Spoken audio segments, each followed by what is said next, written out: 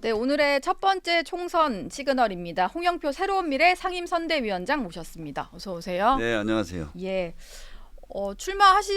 이미 하신 줄 알았는데 어제 보니까 지역에서 인천 부평을에 출마 선언을 하셨더라고요. 네, 공식적인 출마 선언입니다. 예, 뭐 당을 또 옮기셨고 고심이 네. 깊으셨을 것 같은데 어떤 상황이십니까? 지금 지역에서는요. 지역에서는 예. 이제 홍영표가 정말 민주당에서 너무나 부당하게 억울하게 당을 떠나야 했다. 이런 뭐 동정론이 사실 많이 있죠. 네. 네, 그래서 제가 어떻게 보면 이재명 사당화를 위한 공천의 대표적인 희생자다. 예. 이렇게 받아들이는 것 같습니다. 그러니까 사실 컷오프 이야기를 안 드릴 수가 없는데 경선으로 가신 분들도 있고 사실 위원장님 같은 경우는 일찌감치 컷오프가 되셔가지고 조금 더 이제 논란이었던 것 같은데 홍익표 원내대표조차 이 결정이 매우 부적절했다 이런 얘기를 했거든요. 사실 당이라면 이기는 공천을 해야 되는 건데 네. 경쟁력이 가장 높은 후보를 좀 컷오프 해버리는 이런 식이 돼버리는 거였잖아요. 네. 뭐 홍익표 원내대표 얘기도 많이 들으셨을 것 같은데 당내 분위기는 좀 어땠던 거예요 그 당시에? 당에서는 일단 뭐 그 선출자 그 선출 공직자 평가라는 게 있지 않습니까? 예. 여기에 31명이 포함이 돼 있는데 이제 28명이 이재명 대표에 반대하거나 비판하는 뭐 이런 사람들이 들어갔어요. 예. 소위 뭐 친문 비명 뭐 이런 사람들이 28명이나 포함이 됐고 네. 뭐 어제 저녁에도 그 민주당 경선이 있었지 않습니까? 예. 거기에 비명들이 뭐 상당히 많이 전해철 탈락하셨죠. 의원이라든지 신동근 의원이라든지 많은 분들이 네. 경선에서 패배했죠. 그래서 사실 이제 이 하위 20%에 포함되느냐 안 되느냐는 이제 소위 이재명 대표의 말로는 시스템 공천 속에서 뭐 공정하게 평가한 거다 이러지만 네. 작년부터 이미 준비를 해왔다고 생각합니다. 네. 작년 7, 8월에부터 여의도에서는 이재명 대표의 측근이라는 사람이 30명은 날려버리겠다 그런 네. 얘기를 하고 다녔고 예. 그 다음에 갑자기 또 그 저희들은 선거 1년 전에는 공천에 관한 룰을 바꾸지 않도록 당원 네. 당규에 돼 있습니다. 예. 그런데 그것을 당원 투표를 통해서 하위 10%는 30% 감산을 한다. 네. 이런 규정을 만들고 아마 치밀하게 어떤 반대 세력을 제거하기 위한 예. 그런 계획들을 세우고 실행해 왔고 네. 그 결과가 이제 이번 총선 앞두고 사실로 다 네. 증명이 됐죠. 예.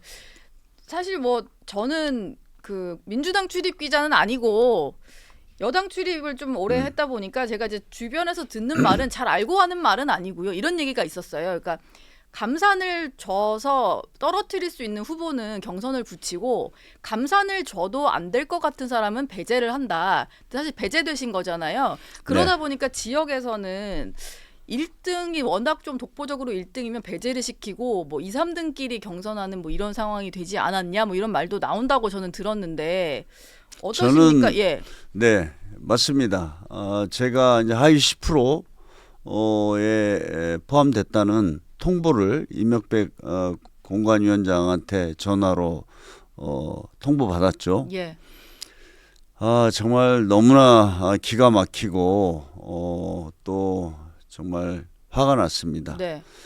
그런데 제가 다른 사람처럼 몇 분은 막 그 통보를 받자마자 탈당을 했잖아요. 예. 제가 민주당으로 정치를 시작했고 또 제 지역에서 저를 지지한 분들은 민주당을 통해서 또 홍영표를 지지한 겁니다. 네. 그래서 내가 이렇게 하위 10%라는 에 포함이 되고 많은 불이익을 받아서 사실상 경선을 해도 이기기가 쉽지 않다. 네. 다들 이렇게 봤지 않습니까? 예. 그래서 제가 그래도 당을 떠나지 않기 위해서 경선을 시켜라. 그럼 내 경선에서 패배하면 그 승복하고 당에 남겠다. 그랬는데 아마 이재명 대표 쪽에서는 아마 홍영표는 그 30% 감점을 받아도 경선에서 이길 것 같다. 이길지 모른다. 예. 아마 이런 판단을 했던 것 같습니다. 네. 그러니까 역설적으로 보면 지역에서 가장 경쟁력이 높은 사람은 네. 아무튼 공식적인 당의 입장은 그거 아닙니까? 예. 뭐 제가 도덕성이 하다가 있다든가 뭐 부정부패에 연루됐다든가 아니면 제가 알기로 모든 그 다른 지표들도 나쁘지가 않거든요. 네. 그런데 마지막에는 경쟁력 아닙니까? 그럼 네. 지역에서는 저만큼 경쟁력 있는 사람이 어디 있어요? 예. 그런데 그럼 경쟁력이 떨어진단 말이냐 했더니 그것에 대해서 답변을 못하고 네. 그냥 정무적인 판단이다. 정무적 판단이 뭐겠습니까? 이재명 대표에 반대하는 사람은 당에 있을 수 없다. 예. 이제 이런 것으로 해서 제가 당을 나오게 됐다 이렇게 말씀드립니다. 어제 공천 얘기를 하셔서 음. 좀 여쭤보고 싶은데 전해철 의원도 뭐 설마 했지만 또 경선에서 패배를 하셨고 역시 감산을 받은 것이 영향이 있지 않을까. 당연히 그렇습니다. 이런 네. 해석들이 좀 나오는 상황이고요. 그런데 반면 이런 게 있더라고요. 이재명 대표에게 좀 그동안의 어떤 좀 아부하는 발언을 했던 분들이랄지 아니면 조금 전에 제가 앞 코너에서도 설명했지만 대장동 사건 변호사라든지 이런 분들이 공천을 다 받다 보니까 이게 일반 국민들이 봤을 때는 정말로 공정했을까라는 생각은 좀 들거든요. 제가 이제 어제 경선 결과도 한번 보십시오. 전해철, 신동근 뭐 이렇게 좀 대표적인 당에서 정말 전략가이면서 실력도 있고 뭐 이런 분들은 다 탈락했어요. 예. 대신에 박지원, 정동영 네. 이런 분들이 화려하게 부활했죠. 올드보이의 귀한. 뿐만 아니라 예. 어제도 보니까 이재명 대표의 변호사 혹은 뭐 김용, 네. 정진상 이번 보면은 이런 그 이재명 대표와 측근들의 방탄에 앞장선 네. 이런 변호사나 법조인들이 많이 그 자리를 이제 대체했습니다. 그래서 저는 이번 민주당 공천이 정말 이재명 대표의 사당화를 네. 위한 그걸 통해서 정말 방탄 정당으로 이제 확실하게 바뀌었다 이렇게 생각합니다. 어제 보니까 늦은 밤 시간에 참담합니다라는 말씀을 3번이나 이렇게 올리셨던데 저는 SNS에. 어제 예. 보면 민주당이 공천을 앞두고 우리 혁신하겠다. 네. 아니 박지원, 정동영 이런 분들을 그렇게 부활을 시키는 공천을 해놓고 혁신이라고 합니다. 예. 그리고 또 이재명 대표와 뭐 정진상, 김용과 같은 네. 이런 최측근들의 변호사들이 대거 이번에 공천을 받았지 않습니까? 예. 저는 정말 이런 상황을 보면서 또 민주당에서는 시스템 공천으로 우리가 공정하게 했고 혁신 공천이었다. 어떻게 이렇게 뻔뻔하게 이야기할 수 있는지 모르겠습니다. 뭐 정청래 최고위원은 이재명이 시대 정신이다 이런 얘기 하시잖아요. 네, 뭐 거기다 그러니까 뭐 정청래 최고위원이라든지 정봉주 이런 분들이 네. 다 이번에 이제 정말 민주당의 새로 뭐 중심을 로서 확고하게 자리를 잡았죠. 네. 정봉주 후보 말이 나왔으니까 말인데요. 최근에 좀 낮은 자세를 보이고 있습니다. 뭐 언론 인터뷰도 안 하겠다라고 하고 어제도 SNS에 사과글을 또 올렸어요. 뭐 DMZ 가서 지뢰 밟는 사람에게 목발을 경품으로 주자 이러면서 웃는 듯한 조롱하는 듯한 말을 했던 거에 대해서 사과를 하긴 했는데 이게 또 거짓말 논란이 약간 이렇거든요. 당시에도 사과를 했다라고 했는데 사과를 받으신 분이 없더라고요. 아마 저는 그 외에 얼마나 더 많은 이 막말과 예. 이 정말 이 적대적인 언어, 증오의 언어 이런 것들을 아주 한 대표적인 정치인 아닙니까? 예. 네, 저는 박용진 의원 같은 사람이 이렇게 떨어지면서 정봉주 같은 사람이 이렇게 민주당 후보로 되는 그게 네. 민주당 현실이다. 예. 그래서 제가 참담하다 그렇게 얘기를 한 겁니다. 네. 예전에 이상민 의원이 국민의힘으로 가신 이상민 의원이 이런 말씀 하신 적 있으세요? 사실 좀 네. 안타깝다. 왜냐면은 이제 경선에서 이런 패배를 당할지 아니면 컷오프가 될지 몰랐느냐라고 하면서 좀 일찍 움직였어야지 왜 이렇게들 당하고 있냐라는 말을 하셨는데 거기에는 좀 어떤 답을 해주고 싶으세요? 사실 그 전까지 너무 저도 그 말에는 공감합니다. 그러니까 이재명 대표가 방탄 정당 이것을 위해서 네. 정말 치밀하게 준비했고 작년 한 7, 8월부터 그런 조짐들이 있었거든요. 예. 그랬는데 설마 이렇게까지 할 줄은 네. 아무도 상상을 못했겠죠. 예. 네, 이제 그런 어떤 판단들이 결국은 지금의 민주당을 정말 만들었다고 생각합니다. 예. 뭐 탈당 후에 새로운 미래로 가셨으니까 네. 새로운 미래 얘기를 좀 해볼게요. 네, 사실 그때 선택하실 수 있는 선택지가 조금 더 있지 않았을까 싶은데 왜냐면은 친문계 좌장으로 불리시고 네. 조국 혁신당도 만들어져 있는 상태였잖아요. 그래서 조국 대표랑 조금 더 가깝지 않을까라는 생각도 했는데 혹시 새로운 미래를 선택하게 되신 이유가 있을까요? 저는 제가 사실 새로운 미래를 선택한 것은 정말 윤석열 정부의 어떤 검찰 독재 네. 그리고 이재명의 사당화 이걸 넘어서서 새로운 한국 정치의 어떤 비전과 희망을 만드는 그런 것을 좀 총선 과정에서 어렵지만 해야 된다 이런 네. 생각을 했습니다. 네. 여전히 똑같고요. 정말 지금 윤석열 이재명의 어떤 정치 서로 공생관계 아닙니까?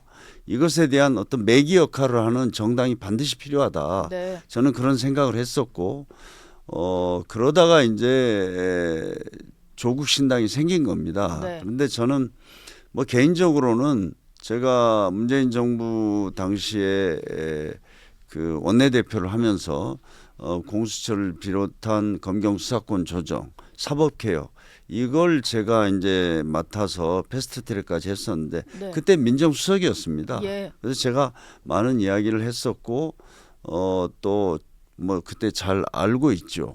그런데 저는 지금 조국 신당에 대해서는 정말 이 조국 전 장관이 이 당했던 일은 인간적으로 보면 우리가 네. 상상을 초월하는 거 아닙니까? 예. 그럼에도 불구하고 지금 많은 국민들이 그 문제를 어떻게 보는가 하는 것은 또 다른 문제입니다. 네. 그래서 법적인 문제가 있고 정치적인 측면이 있는 거거든요. 네. 그래서 지금 뭐 제가 이 조국 신당에 대해서는 네. 제가 뭐 그렇게 크게 언급하고 싶지는 않습니다. 아마 또 이재명의 어떤 사당화된 민주당에 대해서 또 반대하는 예. 많은 또 국민들이 조국 신당을 대안으로 이렇게 생각하고 있는 것 같고요. 예. 그래서 제가 지향하고 있는 새로운 미래에서 정말 윤석열 그 이재명 정치로 상징되는 네. 어떤 적대와 증오의 정치, 상대를 악마화하는 이런 정치를 넘어서서 정말 우리 대한민국의 어떤 미래를 위한 네. 새로운 어떤 정치의 씨앗을 좀 뿌려보겠다 이런 이제 심정으로 저는 새로운 미래를 했는데 네. 사실 참 어렵죠. 네. 어렵죠. 그래서, 신당이란. 네. 뭐 지금 현재 현역 의원도 3명밖에 되지도 않고 네.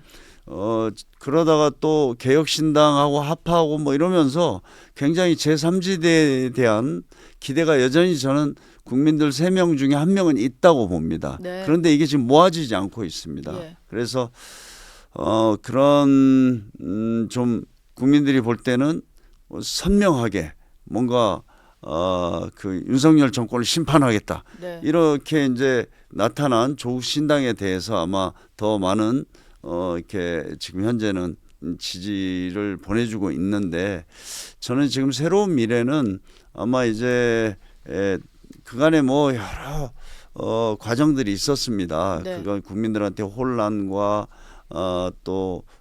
이렇게 좀 혼란으로 비쳤죠. 그것을 좀 종식시키고 네. 뭐 얼마 남지 않았지만 예. 제가 지금 상임 선대위원장입니다. 그래서 김종민 의원하고 둘이 하고 있는데 아마 이번 주말에 좀 한 분을 더 모셔서 새로운 좀 면모로 이번 총선 마지막에 좀 이 새로운 정치에 대한 비전들을 국민들에게 제시하고 네. 지지를 호소할 계획입니다. 깜짝 영입 인사가 있으신가 봅니다. 이번 주말에. 네. 현역 의원의 합류인 건가요? 어떻게 예상을 하면 될까요? 제가 사실 이 새로운 미래를 하다 보니까 네. 너무나 많은 사람들이 지금 어떤 선택하기가 굉장히 어려운 네. 새로운 미래 솔직히 말씀드리면 1% 지지율 현재 보이고 있는데 여기에 내 모든 정치적인 미래를 여기에 다 걸고 뭘 해보겠다 이렇게 결심하기는 사실 쉽지 않습니다. 네. 그래서 그런 여러 가지 뭐 복합적인 원인 때문에 어려웠는데 이제 그래서 저는 추가적인 어떤 현역 의원의 영입 이런 것에 크게 기대하지 않습니다. 예. 네, 하지만 이번에 좀 한 분은 더 모시고 그분과 함께 정말 우리 한국 정치에 그 새로운 토대를 만드는데 힘을 모아주십시오 이렇게 호소할 계획입니다. 예. 궁금한 점이 또 모시면 꼭 여쭤봐야지 했던 게 하나 있었는데 사실 그 탈당하시기 전에 양산에 내려가셔서 문재인 전 대통령을 만나셨잖아요. 근데 지금 보면 친문계 인사들의 어떤 행보가 좀 엇갈리는 것 같아요. 좀 다른 것 같아요. 당을 나와서 이렇게 새로운 미래로 가신 분도 있고 그리고 아예 뭐 조국 대표처럼 당을 만드는 사람도 있고 당에 남는 분도 있고 임종석 전 실장 같은 경우는 이재명 대표 중심으로 뭉치자고 하고 이러니까 대체 문재인 전 대통령의 생각은 뭐였는지 뭐 그런 게 궁금하더라고요. 어떤 말씀을 뭐 듣고 지금의 어떤 정치 상황 또 총선의 전망 이런 것들에 대해서는 좀 많이 공감을 하시고요. 예. 그러나 뭐 제가 사적인 대화를 다 이렇게 공개해서는 안 된다고 생각을 합니다. 네. 그래서 아무튼 뭐 저하고 이야기를 나누실 때는 많은 것을 공감하고 이해한다. 뭐 이런 정도로 말씀하셨습니다. 지금의 어떤 민주당 상황에 대한 뭐 우려랄까 뭐 안타까움이랄까 이런 것들은 좀 전해졌다라고 보면 되겠네요. 뭐 그렇죠. 네. 예. 그리고 인천에서 뭐 출마도 하셨고 워낙 인천에서 오래 정치하셨으니까 마지막으로 한번 판세 여쭤보고 싶은데요. 뭐 부평을 지역구야 뭐 그렇다 치고 사실 계양을이 저는 궁금해가지고요. 명룡대전이 성사가 돼서 이재명 대표와 원희룡 전 장관이 맞붙게 되었는데 지금 인천 분위기가 좀 어떤지 궁금합니다. 아무래도 윤석열 검찰 독재를 심판해야 된다. 이런 어떤 강한 그런 총선의 여론이 형성돼 있습니다. 그런데 지금 이번에 그 이재명 대표의 사천, 뭐 밀실, 비선, 사천으로 귀결되는 이런 공천 과정을 보면서 굉장히 이제 실망한 분들이 많이 생겼고, 또 그래서 지금 사실 우리 부평하고 계양은 원래는 한 동네였습니다.